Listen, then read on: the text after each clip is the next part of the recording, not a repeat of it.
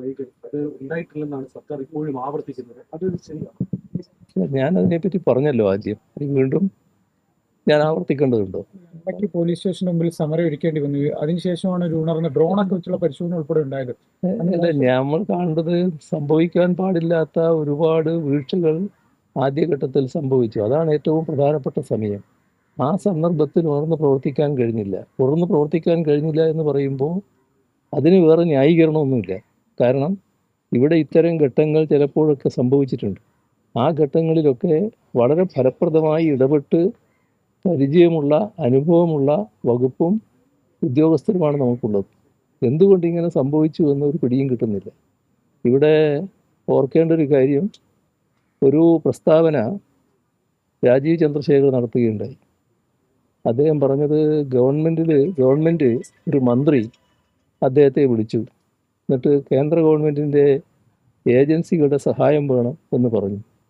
താൻ ഇടപെട്ടു, അങ്ങനെ സഹായങ്ങൾ ഉറപ്പുവരുത്തിയിരുന്നു. എന്തൊരു ബോഷ്കാണെന്ന് നോക്കണം. ഇവിടെ ഏതെല്ലാം ദുരന്തങ്ങൾ നമ്മൾ കടന്നു വന്നിരിക്കുന്നു. ആ ദുരന്തങ്ങളൊക്കെ കടന്നു വന്നപ്പോൾ കേന്ദ്ര ഏജൻസികൾ ഫലപ്രദമായി സഹായിച്ചിട്ടില്ലേ? ആ സഹായങ്ങൾ ഏതെങ്കിലും രാഷ്ട്രീയ പാർട്ടിയുടെ ഇടപെടലിൻ്റെ ഭാഗമായിട്ടാണോ? സംസ്ഥാന ഗവൺമെൻറ്റിന് സാധാരണഗതിയിൽ ഇത്തരം കാര്യങ്ങൾ ഇടപെടാൻ കഴിയുമല്ലോ. കേന്ദ്ര ഏജൻസികളുമായിട്ട് ബന്ധപ്പെടുമല്ലോ. നമ്മളെ ഏജൻസികൾ, സംസ്ഥാന ഏജൻസികൾ എത്രമാത്രം താല്പര്യത്തോടെ ഇടപെടുന്നോ അതിലൊട്ടും കുറയാതെ, ചിലതിൽ അതിൽ കൂടുതൽ താല്പര്യത്തോടെ ഇടപെട്ട അനുഭവമാണ് കേന്ദ്ര ഏജൻസികളുടെ ഭാഗം നമുക്കുള്ളത്. അതിൻ്റെ ഭാഗമായി അവർക്കെല്ലാം ആ ഘട്ടത്തിൽ അതിന് ശേഷം നമ്മൾ അനുമോദനവും നൽകിയതാണ്. അങ്ങനെയുള്ളൊരു അനുഭവമുള്ളൊരു സംസ്ഥാനത്ത് പറയുകയാണ്, അദ്ദേഹത്തെ ബന്ധപ്പെട്ടിട്ടാണ് ഇപ്പോൾ പിന്നീട് സഹായത്തിന് തയ്യാറായത്. എന്തുകൊണ്ട് ബന്ധപ്പെട്ട ഉദ്യോഗസ്ഥർ തയ്യാറായില്ല? ഗവൺമെൻറ് ബന്ധപ്പെട്ടാൽ ആവശ്യമായ കേന്ദ്ര ഏജൻസികളെല്ലാം ഇടപെടുമല്ലോ.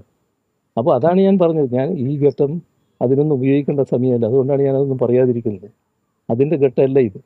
ഇപ്പോൾ ഈ ദുരന്തത്തിൻ്റെ ഫലമായി ദുരിതമനുഭവിക്കുന്ന കുടുംബത്തെ സഹായിക്കാനും സംരക്ഷിക്കാനുമുള്ള നടപടികൾ ഗവൺമെൻറ് എടുക്കുക.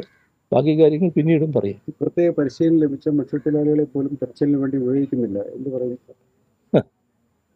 ഇതെല്ലാം ഈ അന്ന് CM 200 പേരെ മക്കളെ നമ്മൾ ട്രെയിൻ ചെയ്ത് പ്രത്യേകമായ പരിശീലനം കൊടുത്തിട്ട് പോലീസിൻ്റെ ഭാഗമാക്കിയതാണ്. ഇപ്പോൾ നല്ല നടപടികൾ അവരുടെ ഭാഗത്തുനിന്നുണ്ടായതുമാണ്.